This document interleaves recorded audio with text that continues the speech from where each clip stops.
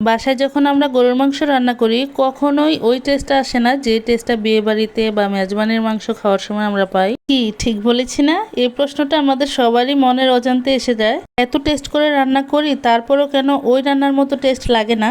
এজন্য আমার আজকের এই রেসিপিটা ফলো করে আপনারা যদি রান্না করেন, কথা দিচ্ছি ইনশাল্লাহ 100% বিয়ে বাড়ির সেই স্বাদের গরুর মাংস আপনারা খেতে পারবেন। ভিডিওটা শুরু করছি তার আগে বলে দিচ্ছি প্লিজ একটা লাইক দিবেন, কারণ আপনাদের লাইক আমাকে অনেক উৎসাহ দেয় নতুন করে ভিডিও তৈরি করার। রান্না করার জন্য এখানে 2 কেজি পরিমাণ গরুর মাংস নিয়েছি, হাড় চর্বি সহ।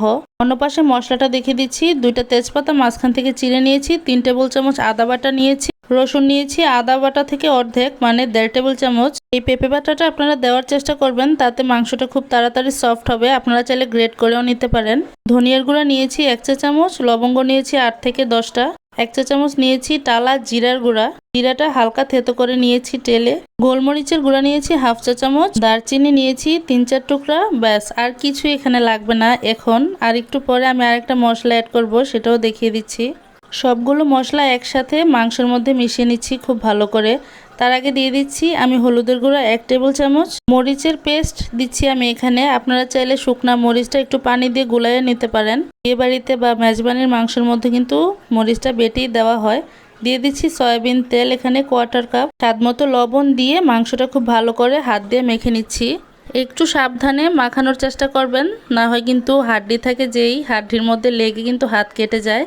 মাখানো হয়ে গেলে রেস্টে রেখে দিচ্ছি ততটুকু সময়। পেঁয়াজ কাটতে যতটুকু সময় লাগে পেঁয়াজ কেটে সরাসরি আমি রান্নায় চলে যাচ্ছি। এখানে আমি 2 কাপ পরিমাণ পেঁয়াজ কুচি নিয়েছি। তেলের পরিমাণটা হচ্ছে 1 কাপের থেকে একটু বেশি। আপনারা এই গরুর মাংসটা রান্নার সময় তেলটা একটু বেশি দিতে হবে। পেঁয়াজটা এখন হালকা একটু ভেজে নিব, ব্রাউন করার কোনো দরকার নেই। ভাজা হয়ে গিয়েছে, এখন ম্যারিনেট করা মাংসটা দিয়ে দিচ্ছি। মাংসটা খুব ভালো করে মিশিয়ে দিচ্ছি। তারপর একটা মশলা এখানে দিতে হবে, ওই মশলাটা আমি দিয়ে দিব। এখানে নিয়েছি একটা জয়ত্রী ফুল আর 5 থেকে 6 টুকরো জয়ত্রী নিয়েছি, কাঁচা অবস্থা পেস্ট করে দিয়েছি। আপনারা 2 কেজি গরুর মাংসের জন্য একটা ফুল জয়ত্রী নেবেন। যদি 1 কেজি গরুর মাংস রান্না করেন তাহলে হাফ জয়ত্রী নিলেই, জয়ফল নিলেই হবে। এই যে গোলমরিচের গুঁড়া দিলাম, দেন এই যে জয়ফল জয়ত্রী দিলাম। এইটা দেওয়ার কারণে কিন্তু মাংসের টেস্টটা আপনার একদম হুবহু চলে আসবে। শেষে কিছু টিপস আছে, ওইটাও আপনাদেরকে বলে দিব। একটা ঢাকনা দিয়ে ঢেকে দিচ্ছি।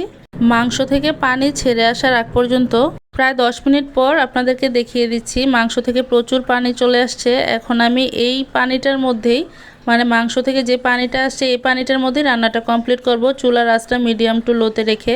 আবার একটু নেড়েচেড়ে ঢাকনা দিয়ে ঢেকে দিচ্ছি। মাংসটা পুরোপুরি সিদ্ধ হওয়ার পর ফিরে আসছি। মাংসটা টোটাল আমি 45 মিনিট ঘড়ির টাইম ধরে রান্না করেছি মিডিয়াম টু লোতে রেখে। দেখতেই পাচ্ছেন কালারটা কত চমৎকার এসেছে। সারা বাসা একদম গরুর মাংসের গন্ধে ম করছে। কথা দিচ্ছি আপনারা যদি আমার পুরো স্টেপে ফলো করে গরুর মাংসটা রান্না করেন, আপনারা এত টেস্ট পাবেন খেয়ে। এই রেসিপিটি বারবার রান্না করবেন ইনশাল্লাহ। পার্সোনালি আমার হাতের গরুর মাংসটা আমার ফ্যামিলির প্রত্যেকে খুবই পছন্দ করে।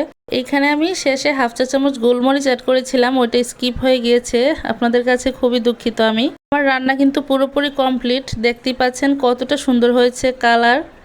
মাংসটাও খুবই সফট হয়েছে, একদমই দেখেন কতটা সফট মাংসটা হয়েছে। আজ তাহলে এখানেই বিদায় নিচ্ছি। রেসিপিটি ভালো লাগলে অবশ্যই আমার পাশে থাকবেন, লাইক কমেন্ট শেয়ার করবেন। এবারে রোজার ঈদে অবশ্যই এই রেসিপিটা ট্রাই করবেন। ভালো থাকবেন সবাই। আসসালামু আলাইকুম।